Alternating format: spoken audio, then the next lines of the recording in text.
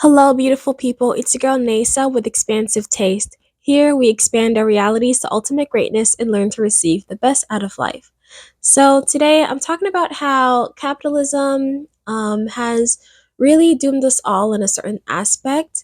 And I'm not going to completely bash capitalism because it is the reason why I'm able to go to work, make my money, and spend my money on things like yellow wigs and these cute gummy bear earrings. I got to give it some credit, but it definitely, or we definitely missed the mark when we allowed it to negatively impact the thing that is most important to human evolution, which is family and relationships. Capitalism has provided a world where we have all these businesses that can provide us with any kind of service, any kind of tool, any kind of toy. We can now buy and pay for anything that we could want. And we have these jobs that allow us to make money to buy and pay for anything that we could want. But the problem is, we're paying for too much. We've given these major corporations way too much control over things like cost of living to the point where everyone is just so stressed about money and so stressed about how we're going to survive. It's distracted us from thinking about the things that are more important, like family, relationships, and community. And in this video, I'm going to speak mostly to the women because I feel like what I have to say is going to be more relevant to women. One of the biggest wins that the capitalists made is when they funded feminists to convince women to get into the workplace. When women joined the workplace, these companies made a whole lot of money. And they realized that they really didn't have to pay their employees that much because what they really got was a 2 for 1. So let's say back in the day, the equivalent that a man made, like adjusted to inflation, was like $80,000. So he made $80,000 for his whole family. When women got into the workplace, what happened is that the companies just decided, oh my gosh, we can save so much money. We can get so much labor by, giving the man 40,000 and giving the woman 40,000. These companies knew that the family only needed like $80,000 to get by. And so when women joined the workplace, they made so much money and so much profit. And they got away with paying people less. These companies really gave us the shorter end of the stick in the long run because what they created was a world where suddenly we needed two incomes in order to maintain a household. And I am simplifying history a lot because there was a time that women were working. Before the 1950s housewife, women were in the workplace because the men were out in the war. And yeah, women enjoyed working and they found, I don't know, they found purpose and belonging in that era, and they made the best out of it in the ways that they could. And when the wars were over, the men came back and they took the spots, and women were no longer in the workplace anymore, at least not as much as they were when the men were gone. And the 1950s housewife was created, and the baby boomer generation was created. And while I am grateful that women are able to work, and there are so many professions that we can get into and excel at, and there's so many different things that we create and invent, and yeah, we've created some really beautiful things, and we've brought so many wonderful ideas in so many different industries. I'm grateful for that, but it also breaks me to see that we live in a world where women also feel like they have to work, like that is their one option. I hate to see women so disempowered that they have to sacrifice and give up the things that could bring them the most happiness, for the sake of, making money. And yeah, that's it, making money, just surviving. I really do believe that that was never meant to be part of a woman's burden. It's great to work when you want to do it, but it shouldn't be something that we are expected to do. I didn't think I was going to get biblical in this video, but I'm about to, okay? So, with Adam and Eve, when Eve and Adam, they ate the apple, and they were cursed, Eve's curse was that she would have the pain of childbirth. She would experience periods and, all those hormonal things, and motherhood would be her burden, her mission, the thing that she would have to work on. Meanwhile, Adam's curse was that he would have to toil over the land, meaning that he would have to actually work. He would have to go out there and find resources so that he could provide and protect, and that was his role. This is also what makes sense, like in evolution. Back in the day, women would stay in their home base with other women, the children, and the elderly, and they gathered and they also did what they could to create that community, and they worked together. And it was the men who left the home base to gather whatever kind of materials and resources they could to bring back so that they could provide something. That was their job, providing. Their job was to provide, and it was the woman's job to keep the community together. That is part of our evolutionary nature, and capitalism is not going to suddenly change that within just 100 years. Like, that's not going to change. We are still who we are genetically. It's very much natural to want a relationship, to want marriage, to want children, to want family and community.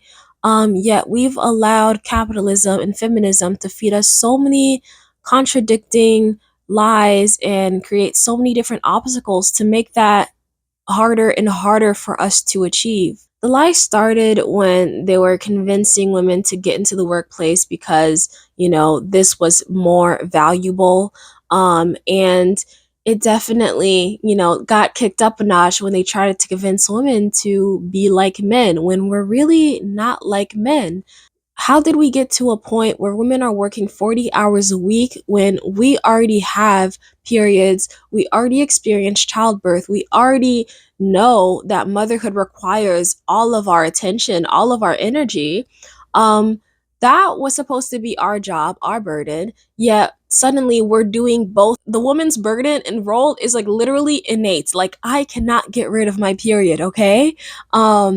So why am I doing that and also thinking that my job has to be to work? And we're also learning new things about the difference between a woman and a man because the 8 hours of sleep every night, that's actually the standard for men. When for women, it's like 9 hours of sleep every night. And on during her period, it's supposed to be 10 hours of sleep every night. And it's crazy to me that I could be experiencing extreme pain from my period and still be called lazy or lose points from my workplace for not wanting to show up. Or if I do show up and I'm on all these painkillers I can manage to take within my shift, I'm still practically useless because of everything that's going on. And yeah, it's crazy that I'm expected to show up to work when I really should just be laying in bed. I should just be laying in bed when I'm in pain. I feel like, I don't know, it's a normal expectation. And I've seen this happen far too many times, but it also just like completely baffles me. And I don't know, it's so shocking when a woman gives birth, she has her baby, and then 2 months later, she's back at work.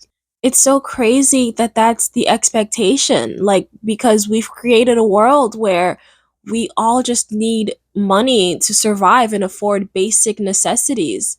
And we've also made it so normal to depend on things like childcare and depend on paying people to raise our own children. Like, I don't understand that trade off at all, especially because that's not evolutionary what is good for families. It doesn't work for the woman, because she will often feel guilt leaving her child, and there is this innate instinct, this strong bond that is created to make sure that her children stay with her and that she doesn't leave them.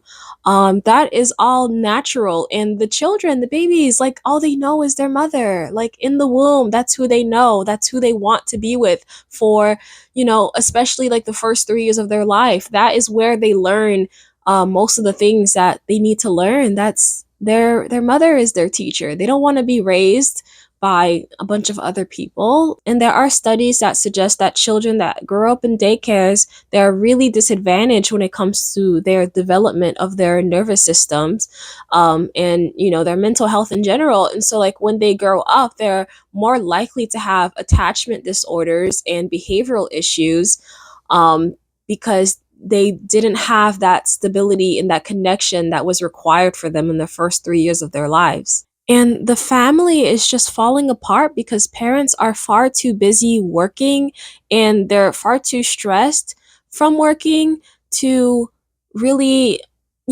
put the attention that they need to towards their children, towards their families, towards their community. So really it's hard to put attention towards raising your children, and there's this kind of expectation to let, other people raise your children, to let the schools raise your children, to let the internet raise your children. It's like that is like the default when you don't have the energy to do that yourself. And for the community, we are losing so many of our free resources. The library is a good example. Like, that's something that our tax dollars pay for, and they provide so many resources for families, and it's a great place to hang out. But I don't know, it's like a lot of people are forgetting that there's so much free stuff available, and because we're not using it, they are getting less funding. Libraries will have events for your families, for your kids, and it's something that like makes the community strong. And churches also provide great community, and they host all sorts of events, but people aren't really seeking that there. Everyone feels like they have to pay for something in order to enjoy something. People are way more influenced into spending their paychecks on traveling and concerts and designer goods. I know a lot of us aren't really buying into that, but a lot of people also are, and they're very much missing the point on, how they can actually achieve true happiness, and that is partially through the community. Like within every single class, within every single tax bracket, the main determinator of who is going to be happiest are the people who have community, people who can relate to other people. Those are the happiest people. It's not about how much money you have. It's not about how many things you own. It's about the people, the quality people that you have around you. But we cannot get to that point unless we all agree that money should not be the main goal for your life. It's not your burden, especially as women. It is not your burden. And believe me, I love money, okay? Well, I like having it, okay? I like spending my money, and like even all these books behind me, I haven't read a majority of them. I love reading books, but I don't read my books. Yeah, money and resources, they're helpful, but I've also come to a point where I realize that I want to be happy. I want to have a family. I want to have children. And that means I can't buy into this gender war. I have to find a way to make peace with men and actually find someone who can, make this whole family thing work out really well. So right now, I do have a job. I do have a degree. I do have certifications, but that's not the purpose of my life. It's great that I have those things, but those things don't, by itself bring me that much more happiness. Like I'm glad to have them, but I know that I'm going to be even more happy when I set those things aside and focus on my community, focus on the relationships that I can create in my life. And so I am prioritizing family over a career, and I'm letting it be my man's responsibility to be the provider because, I have a womb with a certain time clock, okay? Like I know that I can't have babies at 50, okay? So I'm gonna, I'm at a stage where I'm ready to do that. I'm 26 right now. And so I'm at a stage where I'm ready to make that my priority.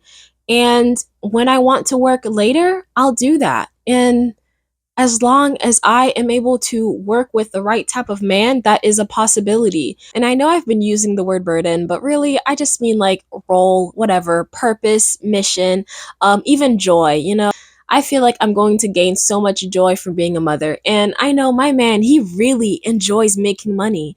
I'm indifferent towards money. I like what it does, but I don't actually enjoy working for money. I know that kind of sounds weird, but yeah, that is all I think I have for you guys. Thank you so much for making it to this point of the video. Please like, comment, share, and subscribe. I really do need your support. So thank you, beautiful people. I send you my love. Mwah. Bisous.